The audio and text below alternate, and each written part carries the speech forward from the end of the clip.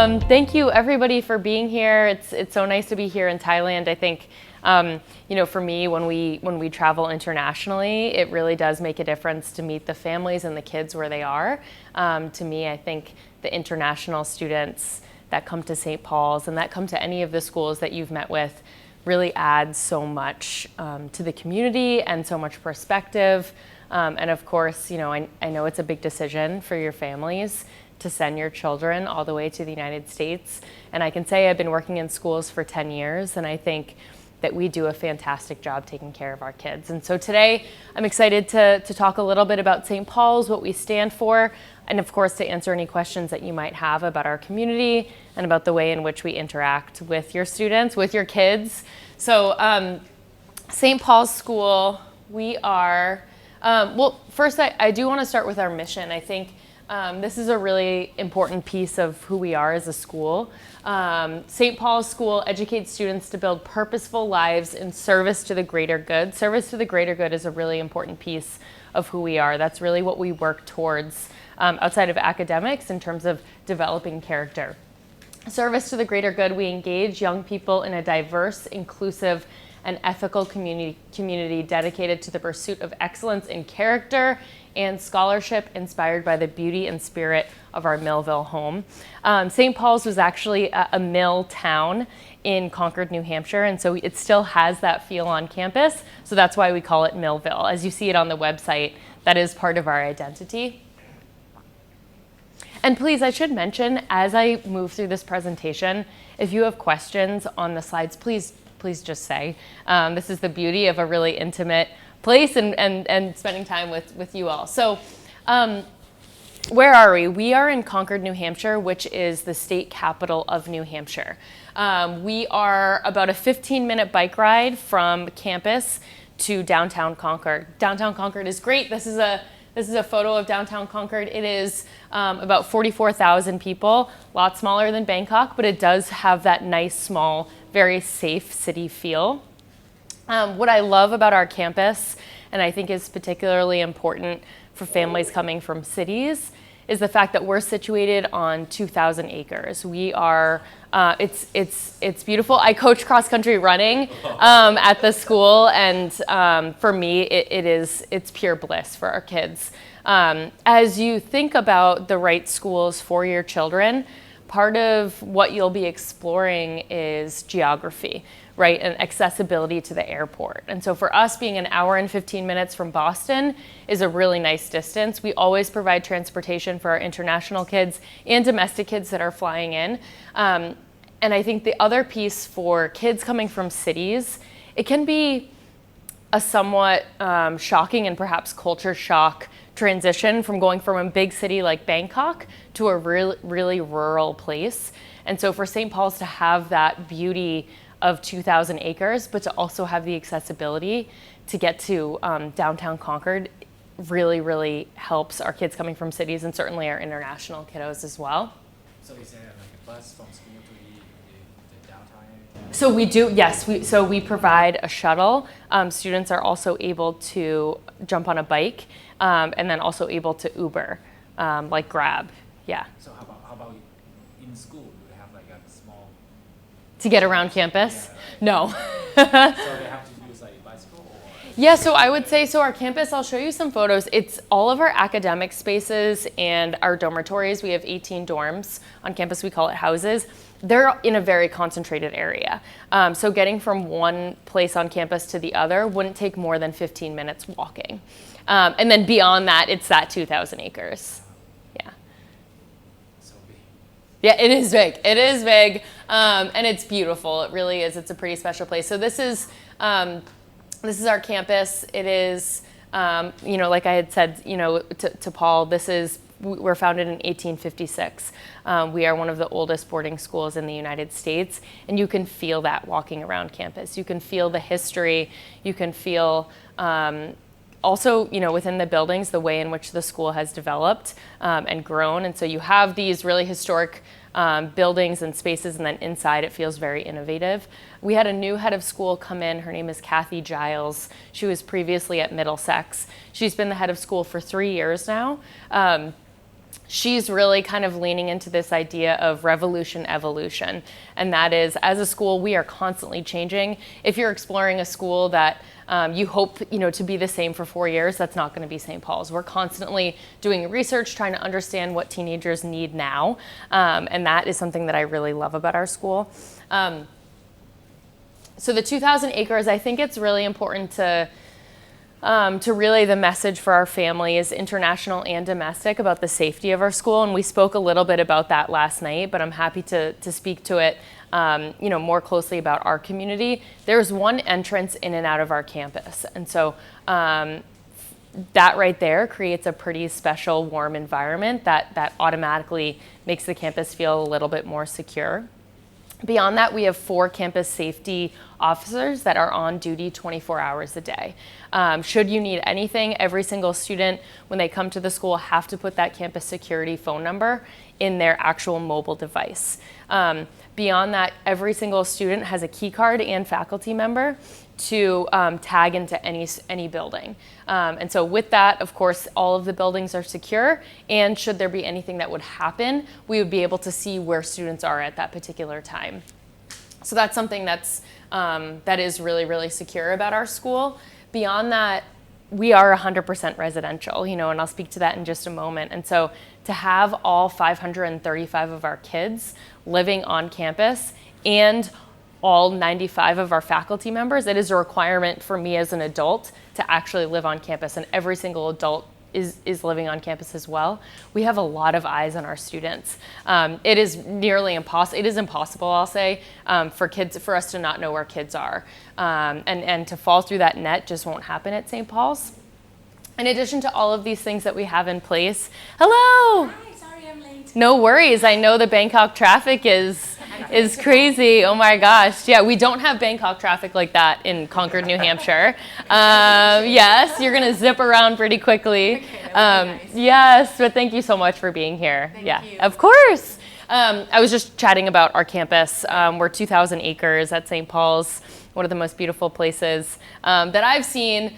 So in addition to these things that we have in place to keep our students safe, we use a program called REACH, and that requires every student to check in and out of campus should they be moving around campus. So we as adults can easily log onto this platform, REACH, and be able to look up where these students are. The majority of the time they're right here on campus, but should they have to travel off campus for a doctor's appointment, dentist, they're going to visit a friend that's in town, that would help us understand where our kids are. So they can go out in any time? No, so students are allowed to travel off campus during certain times in the day, and certain times really on the weekend as well, and that has to be approved by the parents in order to do so. And all of that is laid out in the handbook. So this is sort of a grab of the fast facts of St. Paul's School. Like I said, we're 535 students. That number feels really like an intimate and almost college essence number for us. The kids are really familiar with those around them, but also have kind of the space and the growth to feel a little bit bigger. So in terms of the 10 schools within our group of schools, we are one of the smaller schools, and those 10 schools are Choate, Lawrenceville, Exeter, Andover. Those are all kind of the schools that are in, I would say, our league. So we are one of the more smaller schools within that 10-school group. Beyond that, we're 19% international. That's probably a number that we're going to stick with. That really feels like a good number for us. We have 27 countries represented, 37 states. It's a number we're really proud of, and we're really excited to be here in Bangkok to really, try to grow our Thai representation at St. Paul's School.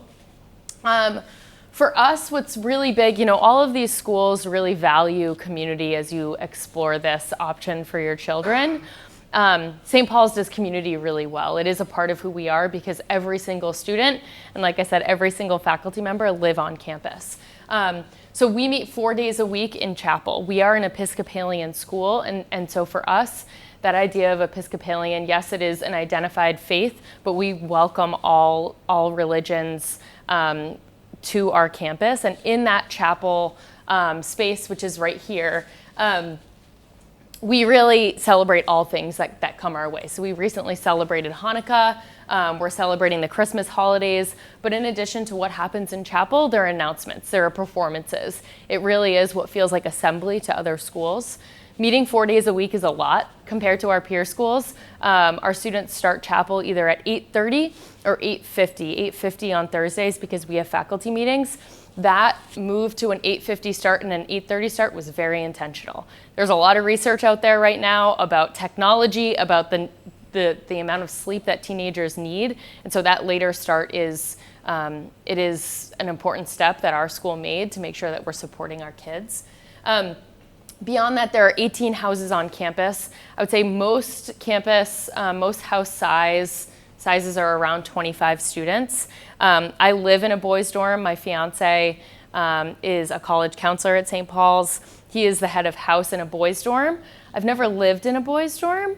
It's a little smellier than girls' dorms. But I love it. The boys are really, really sweet, and it is interesting to see the other side. I actually work in a girls' dorm. I work in a dorm called Kahaya, and that's 25 girls.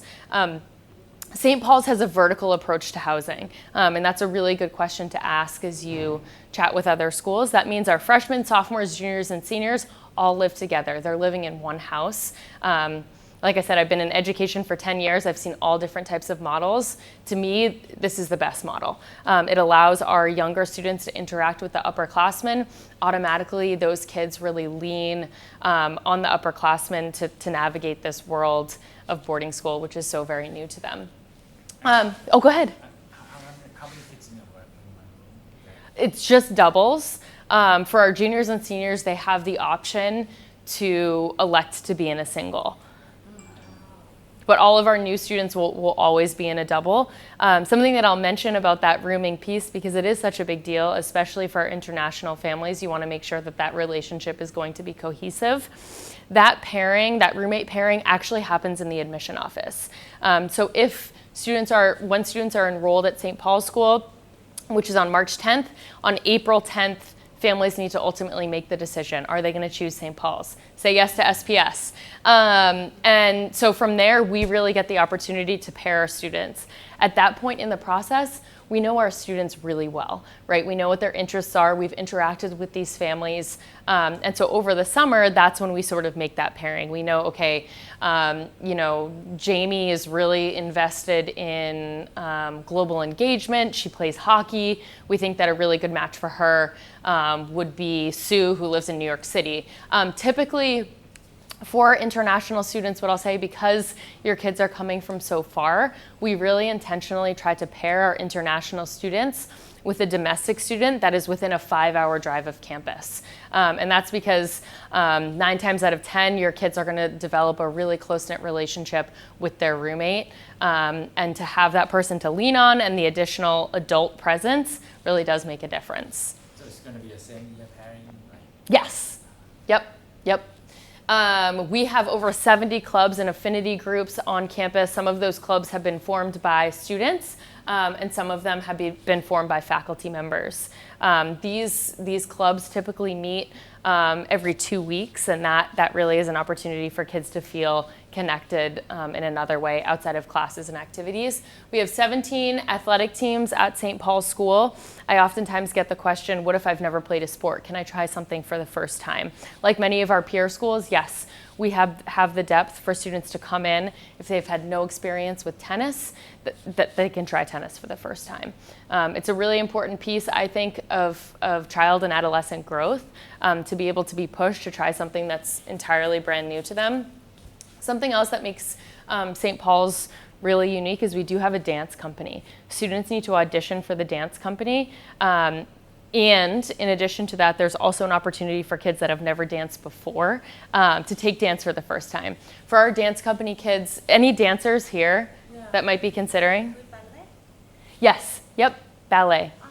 Ballet and jazz and some hip hop as well. So for our students that come in, they do have to audition for the dance company. If they are welcomed into the company, that is their afternoon activity for the full year. In addition to that, for our students that just want to try dance for the first time, dance is offered in the day in the academic block, and that would fulfill an art requirement. So dance considered to be an art. Yes. Yeah. So that would be, you would get that art credit that would be similar to ceramics or digital art, for example. My fiance graduated from St. Paul's in '09, and he played hockey, he played lacrosse, he was pretty jockey, and he took ballet for 2 years. And that was in his academic schedule. He loved it. A bunch of the hockey guys took it, and he still talks about, I know, I can't imagine it. Because of you in What's that? Is it that because of you in the dance? Yes. But he had to perform 3 times in our chapel.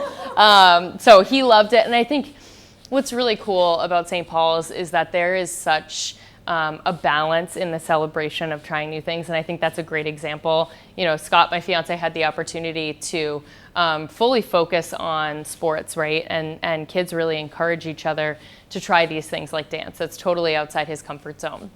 I was really curious when I came to St. Paul's if that sort of feel and celebration of trying new things would translate from, 15 years prior, right? And it does. Kids are really, really eager to try these new things, and to me, that's really important. Some of the things, and I spoke about this last night, that we look for in our candidates is that idea of inclusivity and open-mindedness. Being 100% residential, it really is essential for us to bring in kids, to admit kids that are going to lean into that. We are a global community, both with international students, and we have kids that come with all different perspectives. I think more so than ever with all that's happening in our world, we really need to create these spaces, these communities where kids are going to be able to be themselves and also be willing to put themselves out there. That is something that St. Paul's does particularly well. No worries. Speaking of technology, so this is our academic curriculum. This is just really a touch point. The best piece of advice that I can give to families with all of the schools that you're exploring is jump on the website and look at those curriculum guides. Lean on Point Avenue and the people that you work with, but it is extensive. And I'm more than happy to pull it up, before you go to read through that curriculum.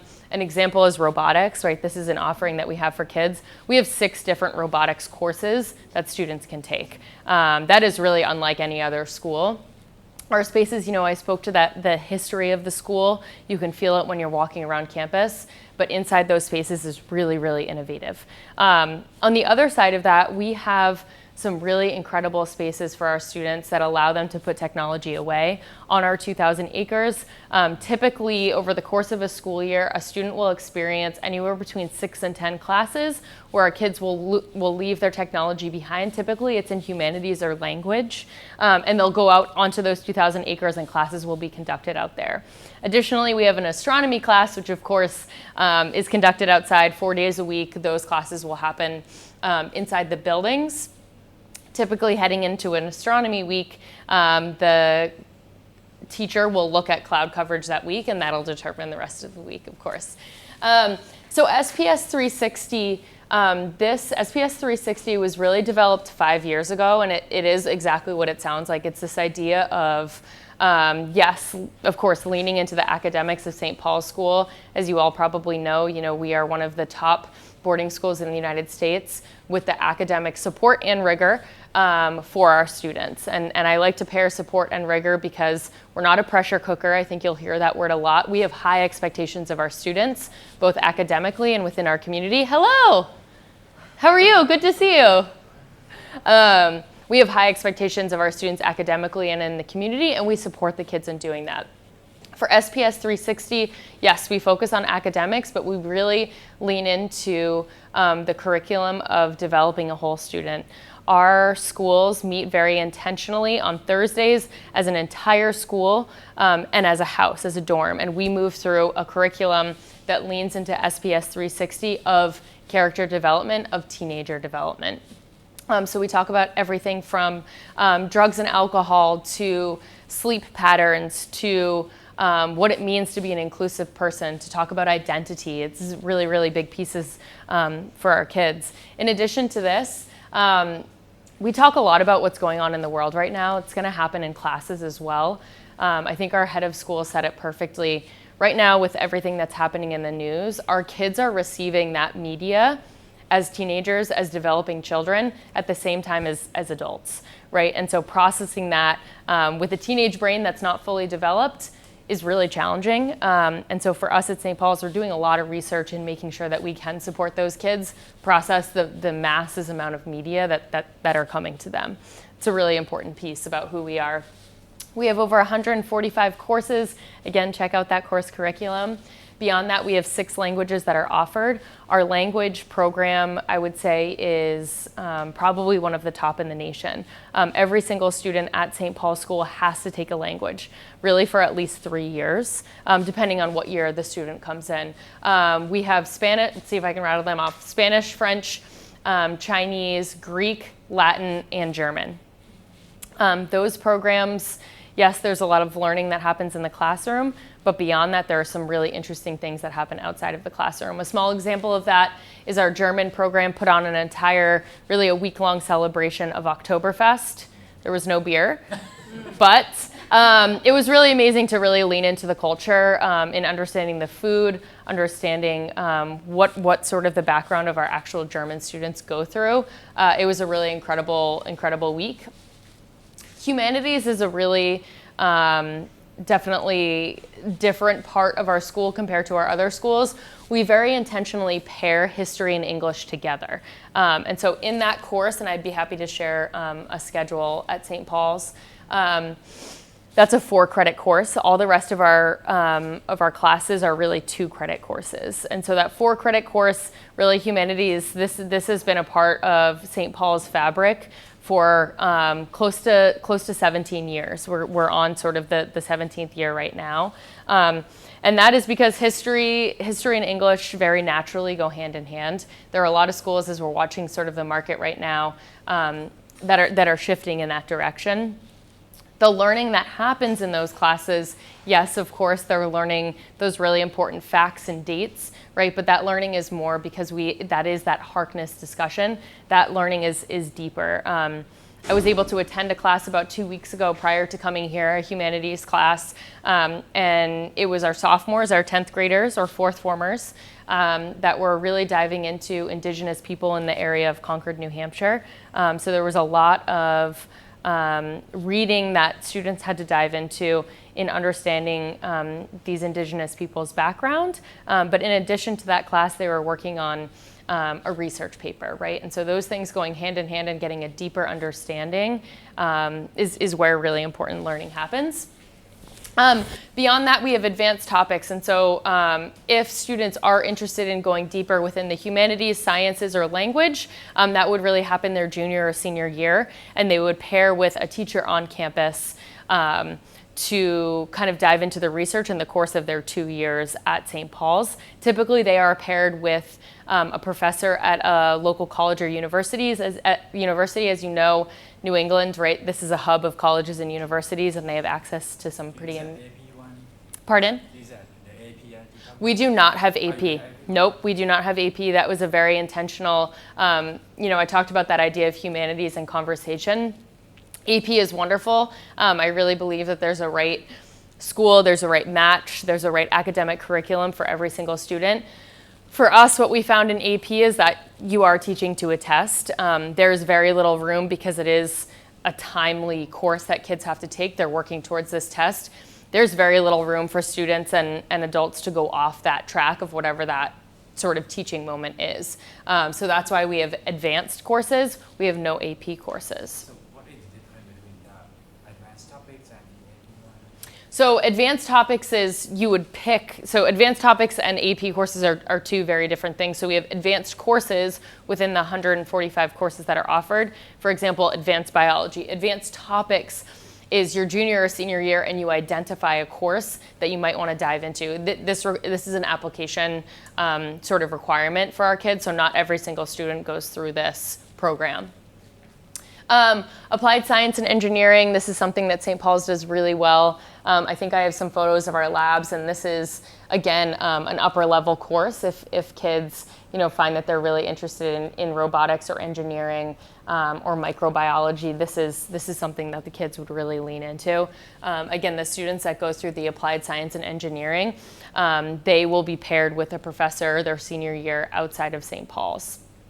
And that really provides them the opportunity to network and to start thinking pretty critically about what that college or university step will be for them. So that college is like from the first year of college, talking about the applied science and engineering. Yes, it happens at St. Paul's School, but they have the opportunity to work with professors at colleges and universities. Yeah.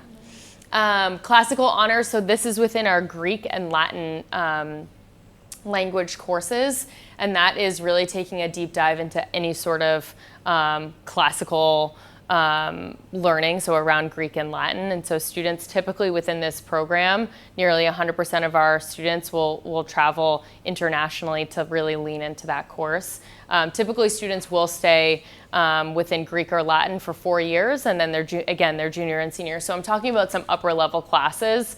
And so that is something, as families explore that next step of college and university, it is something to think about in terms of building a transcript. It's not everything though. And then, I mentioned that off-campus programming. We partner with Semester Year Abroad. One of the girls in my dorm, her junior year, she lived in France and did an abroad program for an entire year. Her words, not mine, it really changed her life. She was able to go over there and feel pretty prepared, feel pretty independent. Her French is perfect at this point, and she is actually exploring some colleges and universities in Europe because she really fell in love with that culture. Beyond that, I mentioned the classical honors program. Students have the opportunity to travel during our March break or our summers, and that really is all done through St. Paul's. There are some schools out there that might outsource, that might connect you with other programming, but that's all done really in-house. Afternoon programming is, I'm talking a lot about academics, but I touched upon this with the SPS 360, right? So much of the learning at St. Paul's happens in the afternoons as well. These are some of our offerings. I had mentioned we have 17 athletic teams that are offered. We have our dance company. In addition to that, we have music that's also can be part of the academic curriculum, but it can also be part of the afternoons and evenings for our students. Our orchestra is incredible, to say the least. They had their first performance during Parents' Weekend, and it was, we had some really talented new students that came in this year, and it was pretty unbelievable. All of that footage can be found online as well. Again, I had mentioned that students have the opportunity to try things for the first time, and that really, they really are encouraged to do so. I can't tell you the amount of students that I've worked with, over the past 10 years that have come in and have never tried squash before. They've never tried cross-country running, and by their senior year, they're pretty talented. One of those sports that I think is particularly true when kids come in and have never tried it for the first time is crew, the upper left hand. And I was talking to the crew coach, and his experience is typically every year, one student on average, one student will come through that had never tried crew before and ends up actually going to college or university to row. And so that sort of learning curve is pretty steep for us. You saw we have that 2,000 acres. We have a beautiful boathouse on campus. And so the kids don't have to travel. They don't have to get on a bus. That all happens. This is literally in our backyard. And it is so, so beautiful. So yes, college is a big part of this. And we, our approach, our director of college counseling, Tim Pratt, really, especially, as an admission office, as we go and talk about this, is we really, similar to what you're experiencing with this boarding school process, is we really want to make sure that students are applying to schools that really match who they are and what their capabilities are. It is a really important piece of kids finding success. So there's a lot of conversations that happen. Typically, students are paired with a college advisor in the fall of their junior year. And then from there, they really start developing that relationship. Parents are brought into the conversation to start talking about, right, the things that students might be looking for. By no means do we expect that kids know what they're going to do for college, right? Even coming into St. Paul's School, as we see applications, it's okay if kids don't know what they really want to dive into. That's part of what we do at St. Paul's. That is part of child and adolescent growth. So really that conversation might start with size, it might start with geography, it might start with if kids do have an idea of what they might want to really focus on, then we identify schools and programs that have that to support those kids. This is, I can blow this up after my presentation, but I would say overall, this is just a sampling of where some of our kids have gone. We have kids that go and play Division I sports. We have kids that go that really lean into the music programs. Really, you can see on this, however familiar you might be with universities and colleges in the United States, and I specifically just pulled US schools rather than international schools. They're all different sizes, there are all different offerings within these schools. Are all of the boarding schools that are here, and typically any school that you'll be looking at is really forward with what schools kids have matriculated to really over the last 5 years. You can find that. Any questions about college counseling? Yeah? What are the tests that are required to go to this boarding school? Yes, I'm going to talk about that, but what's great is St. Paul's is SSAT optional. Depending on what your background is, what school you're in, if you are attending an English-speaking school, so that excludes a bilingual school. It has to be primarily English-speaking school. If you've been at that school for 4 years or more, you do not have to take the TOEFL. Every single school, like NMH, for example, last night, right, their protocol is 2 years. So be sure to jump on the website and check that out to kind of determine what test would be right. But St. Paul's right now is test optional.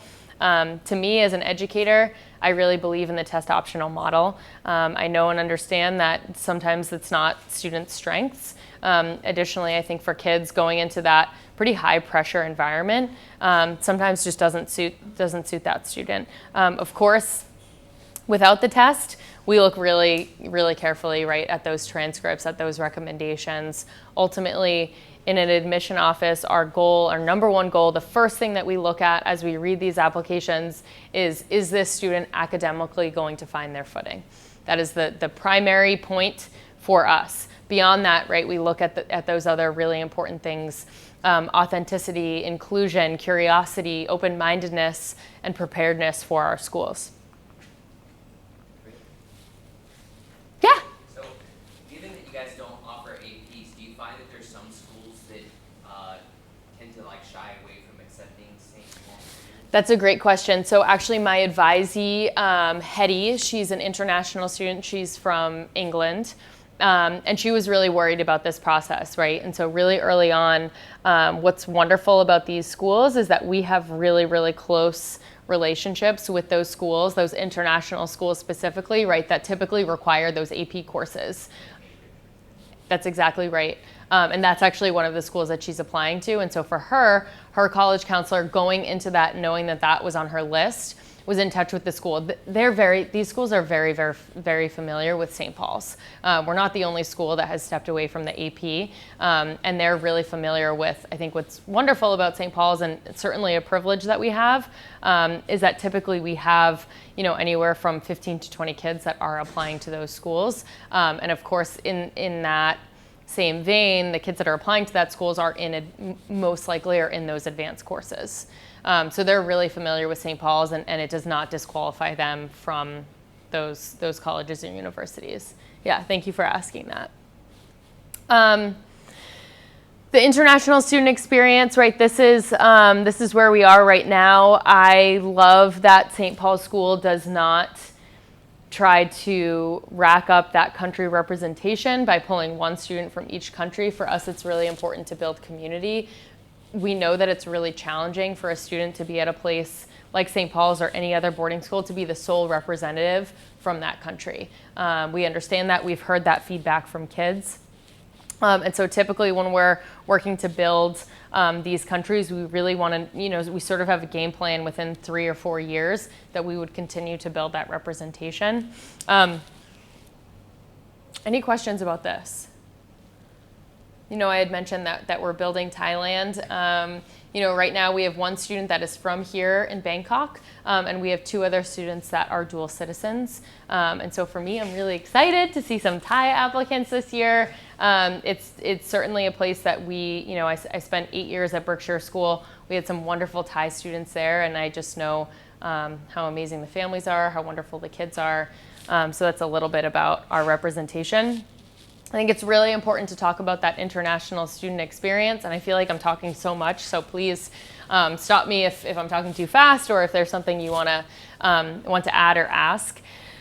So for the international student experience, right off the bat, when students are sent an acceptance package on March 10th, big day, most admission offices, and I can speak specifically to St. Paul's, will get those families in touch with current families to give you all the opportunity to hear the parent perspective. At that point in the process, you don't want to hear from us anymore. You're sick of it. We've talked so much about St. Paul's School, and that really gives our international families the opportunity to hear from the moms and dads, but also for kids, right, to talk to current students. That's a really important part. Beyond that, March 10th, April 10th is when families ultimately make the decision that St. Paul's or any other boarding school is where you would like to enroll. And then from there, the information is really going to come in pretty fast and furious for families to feel that support.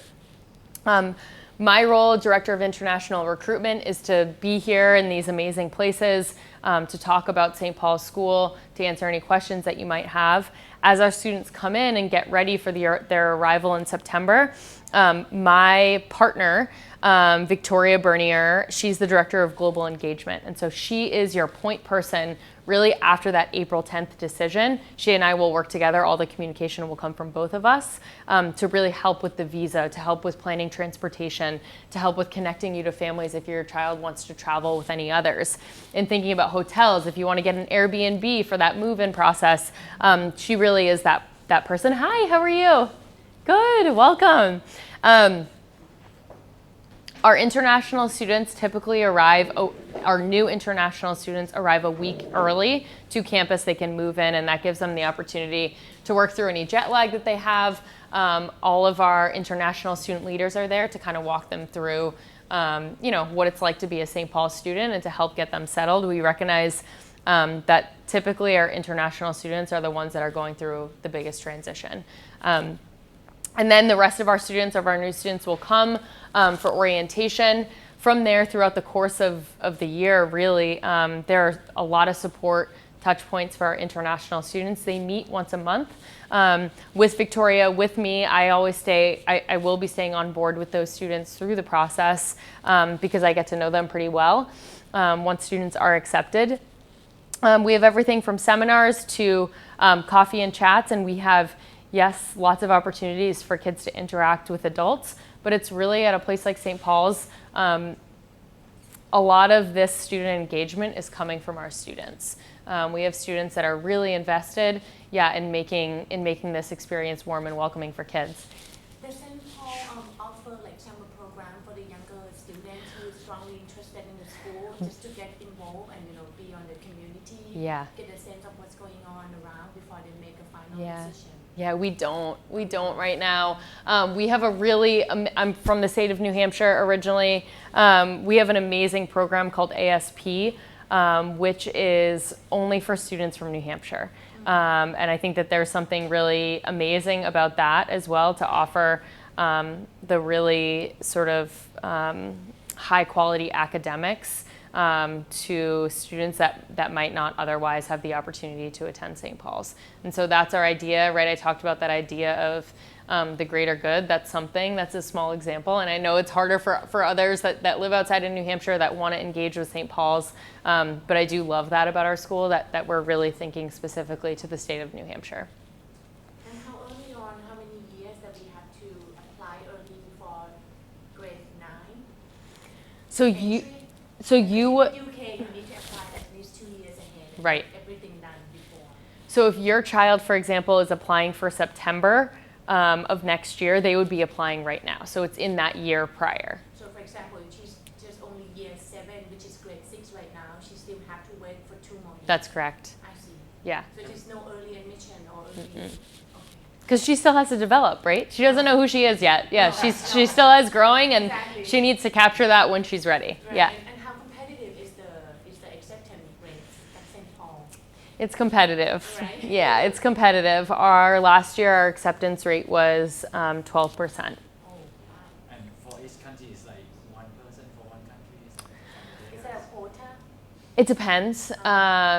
This is my first year in this role of Director of International Recruitment. And so this year I'm really leaning on the rest of the team to understand how they have moved through this process. I can speak specifically to Berkshire School, which is, where I came from. And, like I had said, we think really seriously about creating an experience for our kids where they're not going to feel isolated. And part of the way that we do that is to make sure that we're not admitting one student. So right now, how many Thai students in school? We have one Thai student, and then we have 2 students that are dual citizens that have spent a lot of time, the majority of their life in Thailand, but right now we're not living in Thailand. Yeah. The total of 4 years, you have like 2 Thai students in school, right? It's changing. Yeah. My suggestion to families is I know it's hard not to look at this hard data.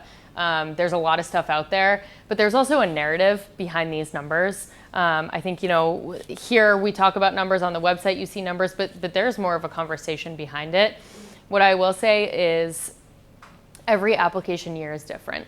There is not this, we are not looking for the same student every single year. Part of that is dictated by what's the current makeup of our school, right?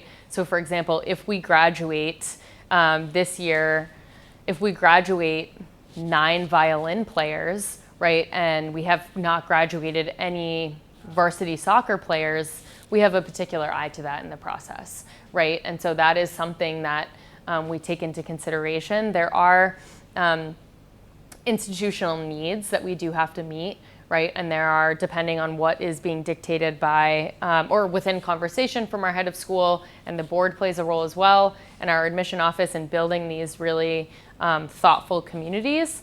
Yes, there are numbers that we would like to hit, but ultimately if we know, right, if we know we wanna enroll students from Japan because we have a student next year that's graduating, if there are kids in the applicant pool that don't fit our mission, and are not going to find success at our school, we're not going to bend to try and meet that sort of requirement.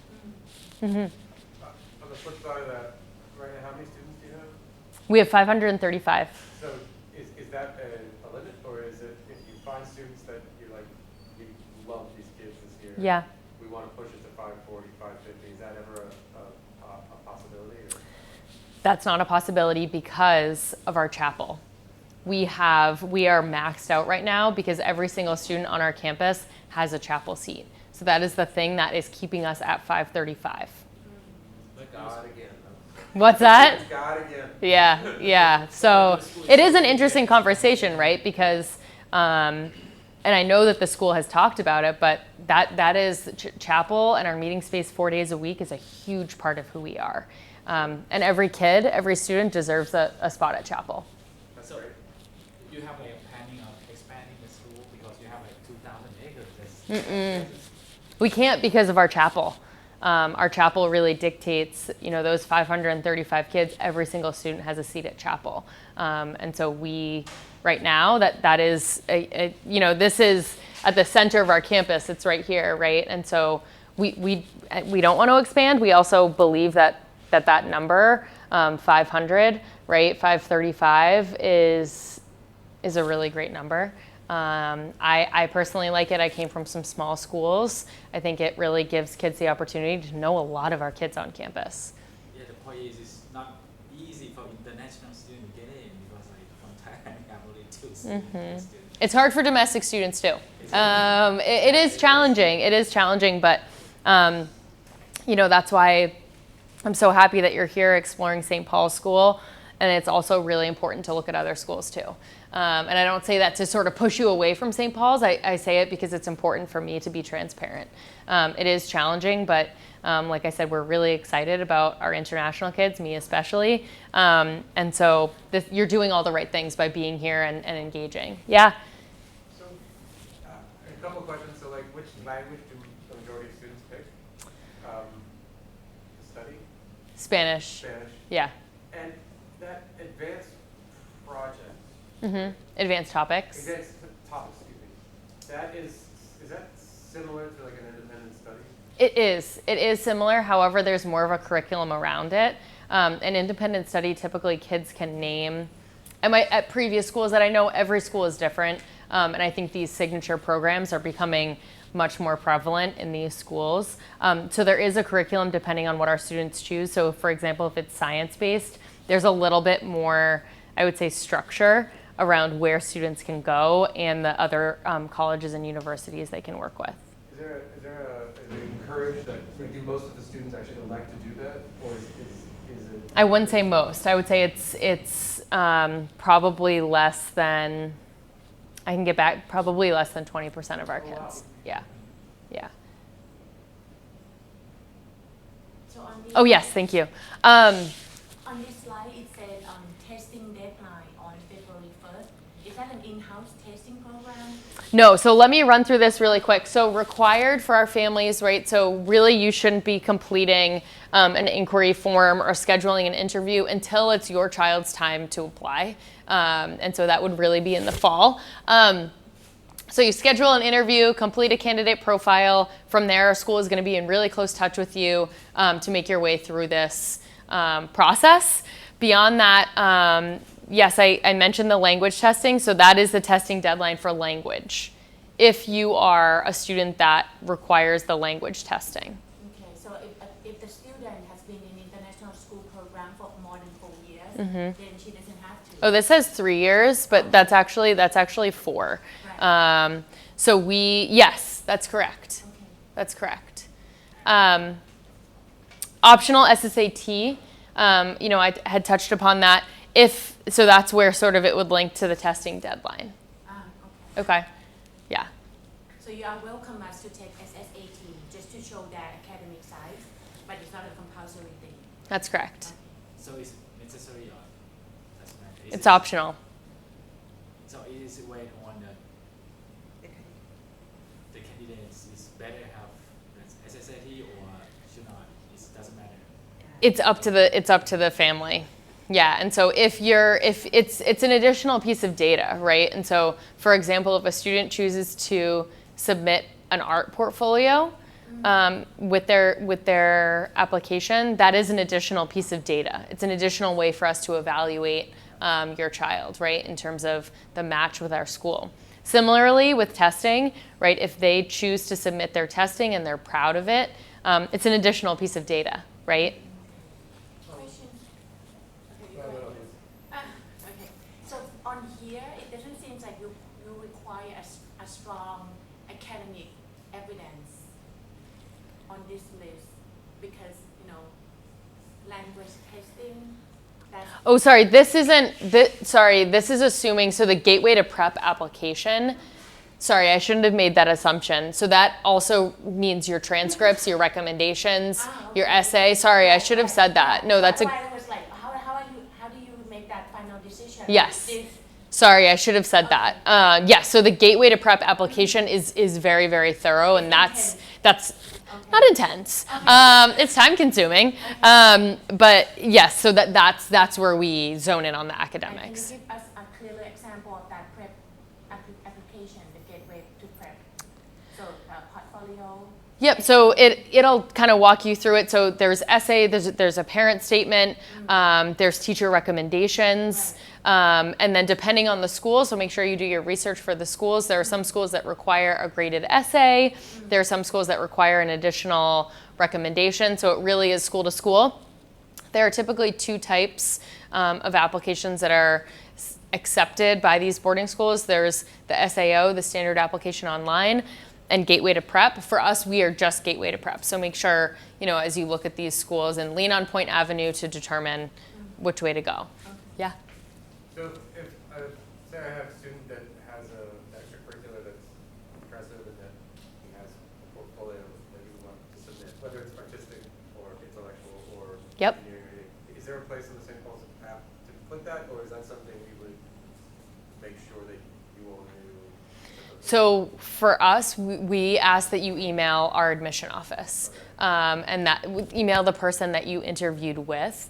So for me, I really appreciate when I interview with kids to get communication from your child. Not every admission office operates that way. I'm pretty hands-on with the kids that I interact with. And so when I do get an email from kids that say, hey, Miss Plant, I just won the gold medal in Model UN competition, I add that to their profile. It's really important to understand how each school does that, because that idea of demonstrated interest is dependent on schools. But I am conscious of time, and this is the last slide anyway, but I really am. What I'll say lastly is I'm so grateful that families come and that you all are exploring St. Paul's School. I cannot speak more highly of it. It's a place where there's a lot of growth that happens with kids. Like I said, we have high expectations of our students, but that's because we know that what their capabilities are, and we know that there are a lot of adults behind them supporting them through this process. I also know that it's a big decision for you as families, and you are very much a part of that journey, and I'm really appreciative, again, that you're here today. And thank you, shout out to Point Avenue for hosting and really putting together, this wonderful afternoon, so thank you. Yeah.